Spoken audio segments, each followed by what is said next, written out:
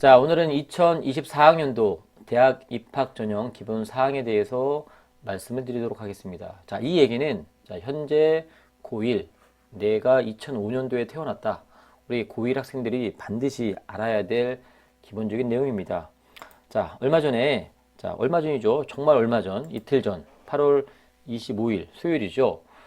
수요일 날 대학교육협의회에서 자, 2024학년도 대학 입학 전형 기본 사항을 발표했습니다. 자, 이게 뭐냐면 우리가 대학교에 큰 변화가 있을 때, 내용의 변화가 있을 때 미리미리 이렇게 알려야 되는 법적인 어떤 그런 약속들이 있는데, 일단 대학교 입학을 기준으로 해서 큰 변화가 있으면 4년 전에 예고를 하게 되어 있습니다. 그래서 우리 현재 고1 학생들 같은 경우는 4년 전인 작년도 2월 달에 아주 커다란 발표를 우리가 접했었죠.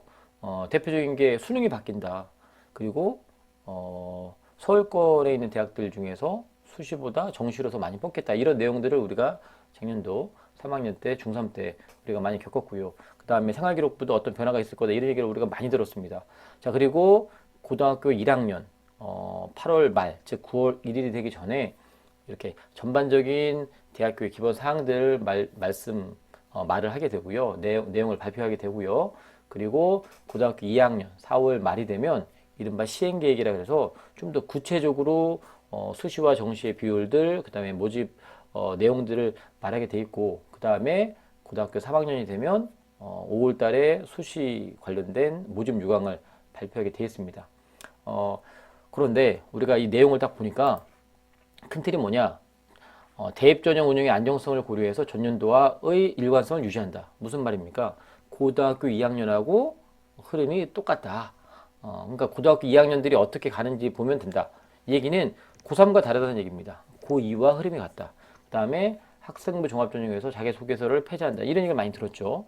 우리가 대학교 들어갈 때는 자기소개서가 아예 없어집니다. 현재로서는 선생님들이 써주는 추천서 다 없어졌고요. 그 다음에 자기소개서가 폐지된 대학이 꽤 많습니다. 고려대를 포함해서 자기소개서, 그러니까 이맘때가 되면 꽤 많은 학생들이 자기소개서 쓰느라고 엄청나게 고생을 많이 했는데, 지금 고3 분위기만 놓고 보더라도 자기소개서 그렇게 많이 이렇게 적극적으로 시간을 투자하지 않는 경우를 많이 봤습니다.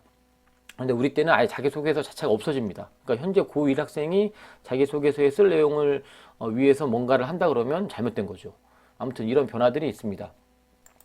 자, 이런 보도자료는, 이건 보도자료고, 이제 이 기본 사항이라고 이런 내용들을 이렇게 대교육에서 책자로 이렇게 했는데, 말 그대로 기본적인 사항이 있습니다. 되게 디테일한 건 내년 4월 말에 나오고요. 자, 그러면 아까 말했잖아요.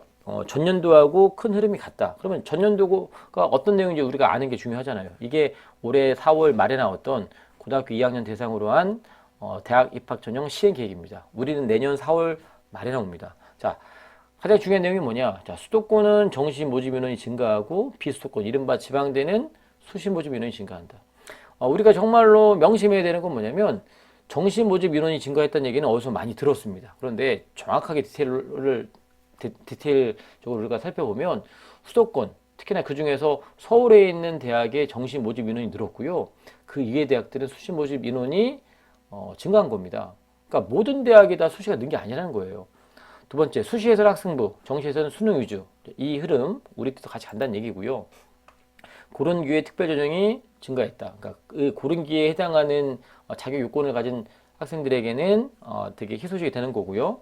그 다음에 교육과정이 바뀌었는데, 교육과정이 바뀐 거에 따라서 수능도 바뀌죠. 언제부터 바뀝니까? 올해 고3부터 바뀝니다. 어떻게 바뀌죠? 국어랑 수학의 선택 과목이 도입이 되죠. 국어는 언어와 매체 확률과, 아니, 언어와 매체와 그 다음에 화법과 작문 중에 고르게 돼 있고, 수학은 미적분과 기화, 그 다음에 확통, 이렇게 선택을 하게 돼 있잖아요. 그런데 대학에서 그런 선택 과목을 지정해 주는 경우가 있습니다. 그런데 주로 문과 과목, 즉 언어, 국어에 해당하는 것들은 뭐 그렇게 정해져 있는 대학들이 거의 없다고 봐도 되는데, 수학 같은 경우는 반드시 확통을 봐라, 이런 대학들은 거의 없고요. 대부분 뭐냐면 우리 흔히 말하는 이과 계열의 그 전형 그 모집 단위에서 수학은 미적분 아니면 기하를 해라, 또는 과학 탐구를 해라, 이렇게 지정해 주는 대학들이 한 60여 개 정도 있었습니다. 이제 그런 것들을 좀 살펴보란 얘기입니다. 자, 좀 더 구체적으로 보면 이전 그 영상에서도 제가 언급했던 자료이긴 하지만 2023학년도니까 현재 고2 학생들에 대한 얘기입니다. 근데 우리가 같다고 하니까 우리는 아직 이런 게 안 나왔습니다. 이런 것들은 언제 나온다고요? 그렇죠. 내년 4월 말에 나옵니다. 자, 서울, 경기, 인천이 수도권이잖아요. 수도권은 말 그대로 수시가 61%, 그 다음에 정시가 39%인데 서울이 그렇다는 거고요. 그 다음에 경기, 인천은 또 70대 29, 30입니다. 그러니까 70대 30이니까 또 결이 약간 다릅니다. 수도권 전체를 봤을 때 6대 4라고 말하기 좀 어렵죠. 그 다음에 이 전체를 놓고 보면 이게 전 지역이잖아요. 전체를 놓고 보면 이게 6대 4라고 보기 어렵습니다. 여전히 지방에 있는 대학들은 수시가 훨씬 높습니다.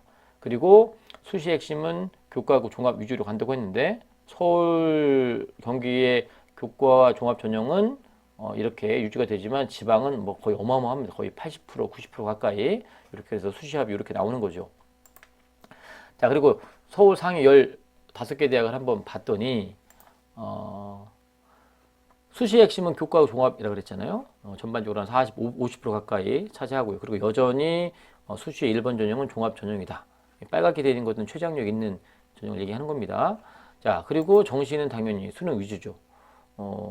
서울에 있는 대학들이 아까 거의 6대 4였는데 그 중에 15개 대학들은 거의 수능이 40% 뽑으니까 내가 서울에 있는 이 정도 레벨 대학에 가기 위해서 내가 정시를 공부하겠다?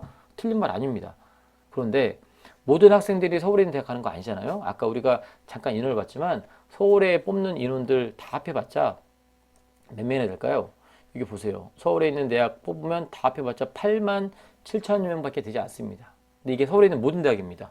그죠? 서울에 있는 한 40개 정도의 대학이 있다고 보면 우리가 15개 대학, 건동, 홍숙 라인까지 봤을 때 그 인원을 봤을 때 8만 7천이 아니라 서울에 있는 모든 대학들이 8만 7천 명입니다. 그 중에 정시로 뽑는 인원이 3만 4천 명입니다. 서울에 있는 모든 대학이. 하지만 아까 보여드렸지만 여기서 15개 대학에서 정시만 한번 우리가 살펴보겠습니다. 서울대 1,400명, 연대 1,600명, 고대 1,700명. 이거 다 합해봤자 얼마 될까요? 이걸 다 합해봤자 자 이게 전체 인원이 5만 2천 명입니다. 그 중에 한 40% 된다 그러면 몇 명 되겠습니까? 그러니까 우리가 이따 말씀드리겠지만 전체 인원이 40만 명이 좀 넘어가면 그 중에 요 소수의 인원만 수능을 잘 봐서 가는 겁니다. 그런데 우리가 더 긴장해야 되는 건 뭐냐면 서울대학교에서 매년 발표하는 건데 재학생과 그 다음에 이른바 재수 삼수했던 이런 졸업생들에 대한 그 현황을 좀 보고를 하는데 수시는 거의 일정하게 90% 가까이 이렇게 유지가 돼요. 그렇죠? 그런데 정시를 보면 자 19년, 20년, 21년을 보면 자 19년도에는 재학생의 비율이 43%.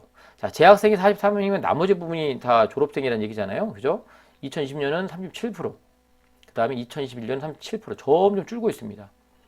정시로 뽑는 전형이 수능을 보고 뽑는 전형인데 수능 보고 뽑는 전형은 재학생보다 누구한테 더 유리한가요? 졸업생들한테 더 유리합니다. 아니 서울대만 이럴 거예요. 아니요. 대학 레벨마다 약간의 차이는 있지만 전반적으로 이른바 상위 레벨의 학교들은 재학생들보다 졸업생의 그 비율이 어디에서 정시에서 좀 더 노골적으로 말씀드리면 수능으로 봐서 가는 전형에서는 여전히 졸업생들이 엄청 강세를 보인다. 그러면 정시가 늘었다라는 건 무조건 재학생들한테 유리하다고만 볼 수 있을까요? 모르죠. 그거의 첫 번째 시험대가 올해 고3들이 치르는 이번 입시입니다. 그러니까 올해 고3들 보고 또 내년에 고2를 보고 우리는 준비를 하면 되는 겁니다. 하지만 예측하기는 정시가 늘어도 그 자리를 우리 재학생이 비집고 들어가기가 만만치는 않을 거다. 그렇기 때문에 무조건 나는 정시로 대학 갈 거야 라고 이 생각을 고1 때부터 하는 친구들은 정말 좀 생각을 좀 바꿨으면 좋겠다는 생각을 합니다. 정시로 가지 말라는 얘기가 절대가 아닙니다. 수능 공부를 열심히 하는 게 맞는데 수시에서 나에게 주어지는 여러 가지 나의 어드밴티지를 버리지 않았으면 좋겠다는 생각을 합니다. 자, 학령 인구 대비 대학 입학 가능 기한을 보시면 알겠지만 매년 줄어요. 지금 실은 2021학년도에도 엄청나게 준 겁니다. 그 전년도 대비해서. 그래서 올해 2022학년도 현재 이제 이른바 고3 학생들은 살짝 늘었다가 내년 고2들은 좀 줄다가 우리 때는 좀 많이 줍니다. 현재 고1 입장에서는. 자, 학력 인구는 그 이른바 학교에 들어가는 그 그 인구를 얘기하는데 그 중에 이제 대학에 들어갈 수 있는 실은 여기서 이 인원이 어떻게 나오는지 정확히 잘 모르겠지만 아무튼 요 숫자가 대학교에 들어갈 수 있는 인원이라고 하는데 우리 때는 37만 명 정도가 대학교에 들어갈 거라고 예상하는데 근데 대학 모집 인원은 34, 5만 거의 35만 정도 되기 때문에 실은 대학교 가는 목적으로 우리가 공부한다는 건 정말 말이 안 됩니다. 왜냐하면 이게 이제 일반대를 얘기하는 거예요. 일반 4년제 전문대도 있잖아요. 그 다음에 학점 인정해주는 그런 대학들도 있고요. 그렇기 때문에 이른바 맘만 먹으면 대학 전문대는 다 갑니다. 그죠? 그리고 수능 인원도 점점 응시는 줄겠죠. 당연히 재학생 수가 줄니까 수능 응시도 줄 수밖에 없고요. 그리고 재학생 인원이 줄니까 당연히 그게 그 다음에 재수하는 인원도 줄겠죠. 하지만 전반적인 숫자는 줄지만 그 재학생 대비해서 졸업생들의 퍼센테이지를 좀 우리가 봐야 되는데 그게 급격하게 줄진 않고요. 그 다음에 이런 시그널이 있잖아요. 정시가 는다 그러면 재수를 목표하지 않았더라도 인원 저렇게 많이 뽑아? 그럼 다시 한 번 더 해볼까? 이런 생각이 있기 때문에 과연 정시가 는다고 하는 그러니까 서울 상위권 대학이 정시가 는다고 하는 게 정말 우리한테 유리한가 한번 우리가 고민해야 할 필요가 있습니다. 자, 학생부 기장목이 줄었다는 얘기 정말 많이 했습니다. 우리는 이 얘기죠. 이거는 학생부에 관한 얘기는 결국은 수시하고 관련된 얘기입니다. 결론부터 말씀드리면 웬만한 건 다 없어지고요. 우리한테 정말 필요한 건 이 세특이 정말 중요하다고 얘기할 수밖에 없습니다. 세특의 핵심은 뭔가요? 그렇죠. 수업입니다. 그렇기 때문에 누누이 강조드리지만 수시와 정시를 우리가 논할 때 과연 수업 시간에 충실하냐, 충실하지 않느냐 내가 생활기록부에 얼만큼 세특을 열심히 쓰느냐, 안 쓰느냐가 가장 중요한 모습으로 접근합니다. 그렇기 때문에 절대로 포기하지 마시고 매 수업 시간마다 철저하게 수업에 참여하시고 기회를 활용하는 게 우리 고1 학생들이 필요합니다. 내신이 부족하다, 내신 좀 모자르다. 어떻게 하면 됩니까? 그렇죠. 서류를 메꿔야 됩니다. 또는 그 외에 수능을 좀 더 보강하거나 이렇게 그런 노력들이 필요하죠. 자, 대학교 입학처에 보면 이게 경희대인데 경희대 여기 보면 2022 수시 모집 요강은 고3을 위한 거겠죠. 2023학년도 대입 전형 계획안은 고2를 위한 자료겠죠. 이런 것들이 다 나와 있습니다. 요거는 5월달 이후에 나온 거죠. 그럼 우리는 내년 5월이 되면 각 대학교에 이런 게 있겠죠. 이런 것들 보시면 됩니다. 그때 제가 자세하게 정리해 또 알려드리겠지만 찾아보시면 되고요. 이건 건국대입니다. 건국대도 마찬가지로 입학처 홈페이지인데 이렇게 2022학년 수시 모집 고3을 위한 거, 고2를 위한 거, 그죠? 내년에 우리를 위한 이런 각 대학마다 안내들이 다 있을 겁니다. 자, 그럼 그 내용을 보면 이런 시행계획도를 다 홈페이지에 올려놨습니다. 거기 이제 일부 제가 밝혀왔는데 요 대학은 고려대학교입니다. 그러면 그 시행계획이 이런 게 나와 있어요. 이게 이제 현재 고3이고 이게 고2를 위한 내용인데 고3 대비 고2의 내용이 이렇게 바뀌었다는 겁니다. 자, 그럼 우리는 고3 내용을 봐야 될까요? 고2 내용을 봐야 될까요? 그렇죠. 고2 내용을 우리가 참고해야겠죠. 우리에 관한 내용은 아직 나오지 않았습니다. 여기에 준한다고 했기 때문에. 자, 최저가 좀 완화됐습니다. 이전에 고려대학교 학추는요, 인문은 3개합 5고요, 자연은 3개합 6이었는데, 이거를 인문은 3개합 6, 자연은 3개합 7로 좀 완화시켜 줍니다. 왜 그럴까요? 고려대가 되게 착해져가지고 우리 수험생들 고생할까봐 이렇게 완화시켜 주는 걸까요? 아니죠. 그만큼 수능을 보는 인원이 줄었기 때문에 수능을 최저 학력을 맞출 그 자원들이 줄 거라고 예상했기 때문에 좀 완화시켜 주는 겁니다. 거꾸로 얘기하면 어떻게 되나요? 자, 수능이 그만큼 어렵다는 얘기입니다. 그죠? 고려대가 착해진 게 아닙니다. 제가 서울대 얘기는 일부러 뺐는데 서울대도 완화됐습니다. 이전에는 코로나 때문에 3등급 3개로 했지만 원래는 2등급 3개입니다.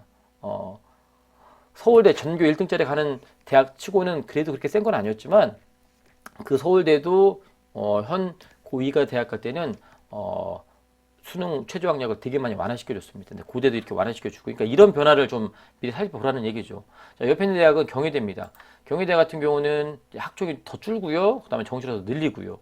그리고 또 어떤 변화가 있냐면 경희대 그 유명한 네오 르네상스 전형이 있었는데 올해 고3 학생들 대상으로는 갑자기 최저가 생겨버렸습니다. 그런데 고2는 또 최저 학력이 없어져요.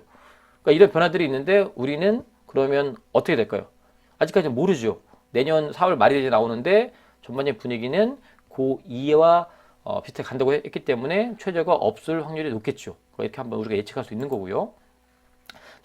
왼쪽에 있는 대학은 이제 건대입니다. 건대 같은 경우는 자, 원래 2021학년도, 그러니까 올해 졸업한 학생들한테는 학교 추천 전형이 학생 조형학점이 있었는데 올해 고3 2014년에는 KU 지역균형이라는 이름으로 이른바 학교장 추천 전형이 생겼는데 최저가 있었습니다. 그런데 현재 고2 학생들한테 또 최저가 없어졌어요. 우리 때는요. 정확히는 모르죠. 그런데 예측하기는 최저가 없을 수 있다는 얘기죠. 이 오른쪽 있는 대학은 숭실대학교인데요.